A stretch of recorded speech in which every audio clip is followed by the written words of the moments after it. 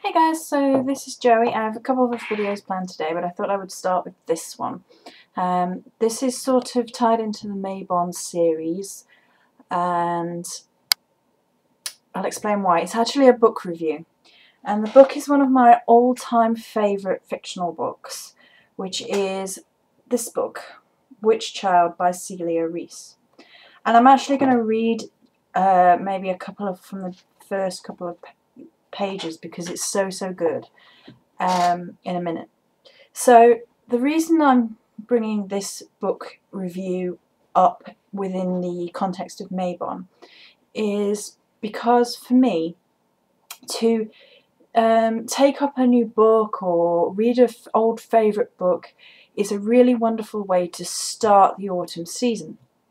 The autumn season and Mabon is all about going back inside. You go back into your home, the weather's not so good, and a very stereotypical sort of image is, you know, curled up on the sofa, wrapped up in a blanket, cup of hot chocolate and a really good book. So this book is, I know, probably one of my best friend's favourites and definitely one of my favourites.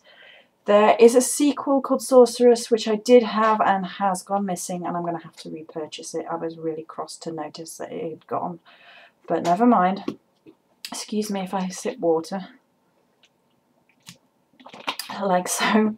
But as pagans, as witches, quite often we recommend a lot of books to each other that are for the pagan path, for learning, because they have an interesting point of view, because it might be a spell book that has some really good spells in it for beginners, etc. But I thought, well, with it coming up to autumn and then winter, we're going to have a lot more time maybe for reading.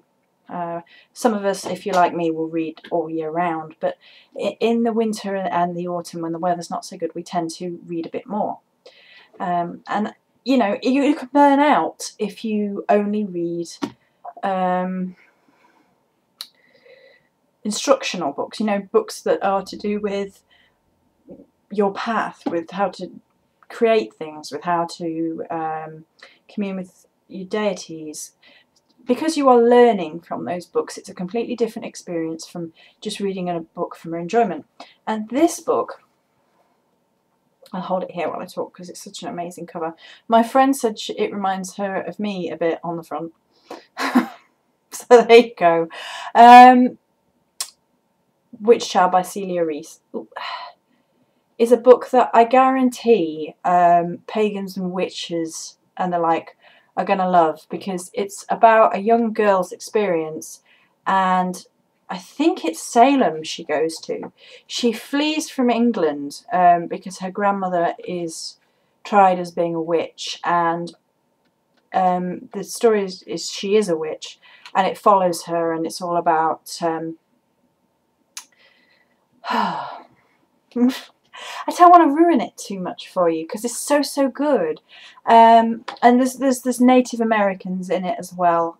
She meets a couple of Native Americans, and she is a witch. She has powers. So I'm going to read from the very beginning. I'll read entry 1. And just so we're clear that, again, this book is Witch Child by Celia Reese. Entry 1, early March, 1659. I am Mary. I am a witch, or so some would call me, spawn of the devil, witch child they hiss in the street, although I know neither father or mother. I know only my grandmother, Eliza Nuttall, Mother Nuttall to her neighbours. She brought me up from a baby. If she knew who my parents are, she has not told me. Daughter of the Earl King and the Elfin Queen, that's who you are. We live in a small cottage on the very edge of the forest. Grandmother, me, and her cat and my rabbit lived there no more. Men came and dragged her away. Men in black coats and hats as tall as steeples. They skewered the cat on a pike. They smashed the rabbit's skull by hitting him against the wall. They said these were not God's creatures, but familiars, and the devil himself in disguise. They threw the mess of fur and flesh onto the midden and threatened to do the same to me, to her, if she did not confess her sins to them. They took her away then. She was locked in the keep for more than a week. First they walked her, marching her up and down between them for a day and a night until she could no longer hobble, her feet all bloody and swollen. She would not confess.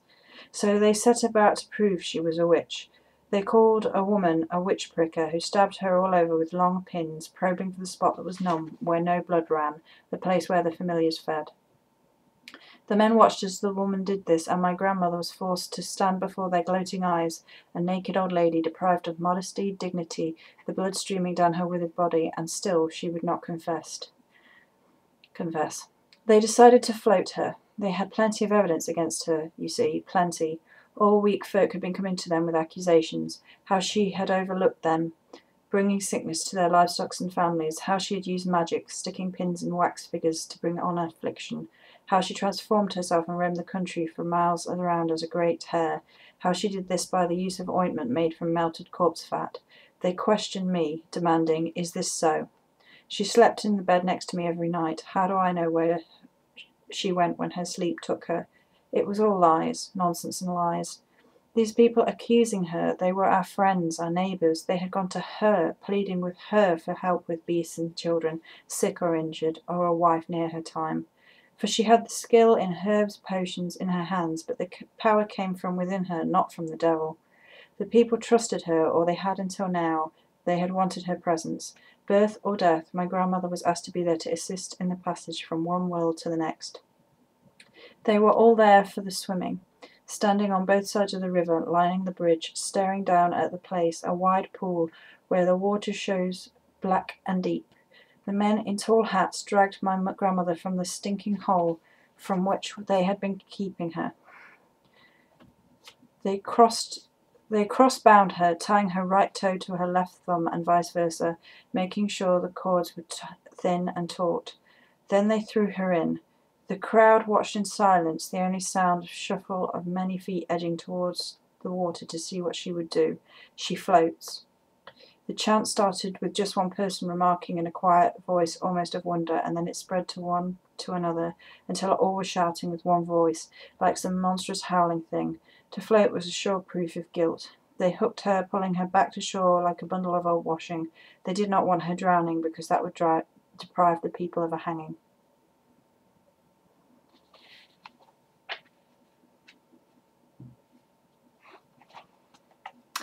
That's just the first entry. It's set out like a diary. And it follows her story, her escape from persecution, and how it follows her across the sea they go to America to escape it. And I'm fairly certain it's Salem. It might be set in a little village near Salem. I can't fully remember. I will be rereading this as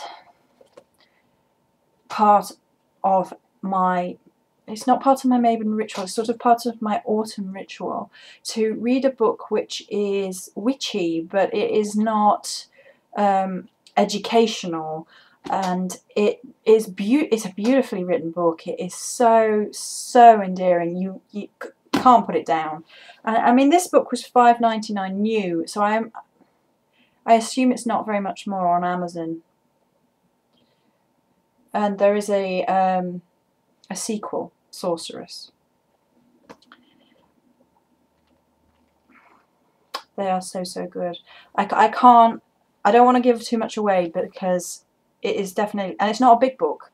It's not a big, thick, heavy book. That's, you know, it's really enjoyable. I'm going to be rereading it as part of my Mabon autumn ritual. I was going to put it originally in a different video, but I thought, no, this book definitely deserves its own little video, its own little recommendation. I would highly recommend it for anybody. But, you know, if you're witchy, pagany, etc., and you're thinking, well, I would like to read a book, but I don't know if I really want to read another educational book, I might like some time out, then I highly recommend this book. And I'm going to make another video now, and while I upload this, so many blessings.